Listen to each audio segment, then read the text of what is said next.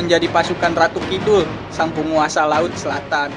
Halo sob, kembali lagi bersama gue di channel seputar pengetahuan. Gue mau lanjutin kisah yang kemarin nih sob. Seperti biasa, untuk sobat gue yang tertinggal video sebelumnya, sobat bisa scroll ke bawah untuk menonton part satunya ya, agar tidak tertinggal video yang sebelumnya. Oke, tanpa basa-basi lagi, kita lanjutin part 2-nya sob, setelah yang satu ini.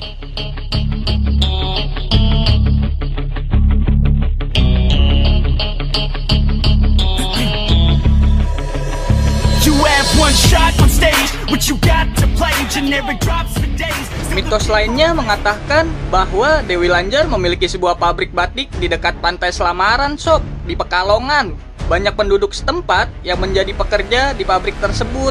Menurut cerita warga, para pekerja akan menuju suatu tempat dan tiba-tiba menghilang karena sudah melewati pintu gerbang kerajaan Dewi Lanjar sob. Para pekerja tersebut mendapatkan upah dengan cara yang unik nih sob. Mereka dibebaskan mengambil sendiri uang upah mereka sebesar 10.000. Jika mengambil lebih dari jumlah seharusnya, para pekerja terancam tidak bisa kembali ke dunia manusia mereka sob.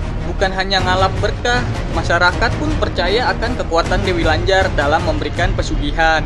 Tidak sedikit yang membuat perjanjian dan menyerahkan tumbal guna mendapatkan kekayaan, kepopuleran, dan apapun permintaannya sob. Konon bagi mereka yang mencari harta duniawi kepada Dewi Lanjar, diwajibkan untuk menukar dengan jiwanya jika ingin hajatnya segera terkabul sob. Namun, jiwa yang sudah diberikan, konon katanya akan disegel dan menjadi abdi dalam Keraton Laut Utara sob, selama lebih dari 250 tahun.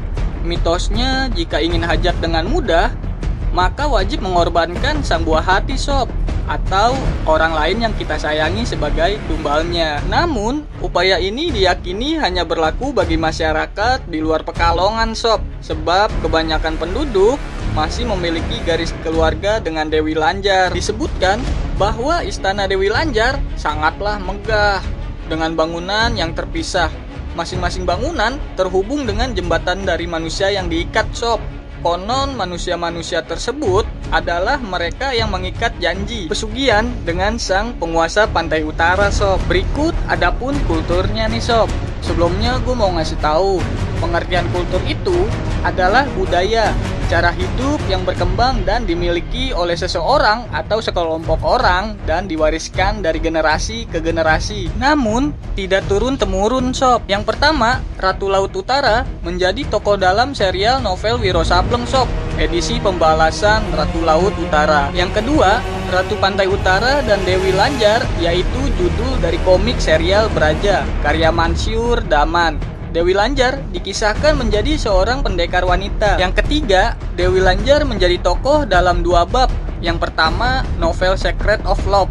Yang kedua, Ki Joko Bodo kawin dengan jin karya Buanergis Muryono, seorang sastrawan dari Jepara. Yang keempat, Aisyah pergi ke istana Dewi Lanjar karya Rahma, Asa, dan Doni pada tahun 1995, yaitu suatu buku kisah setebal 23 halaman yang diterbitkan penerbit Lajuardi, Putra Pertiwi, dan bagian dari serial seri kisah Mutiara. Yang kelima, nama Dewi Lanjar sering dipakai sebagai nasihat pesugihan.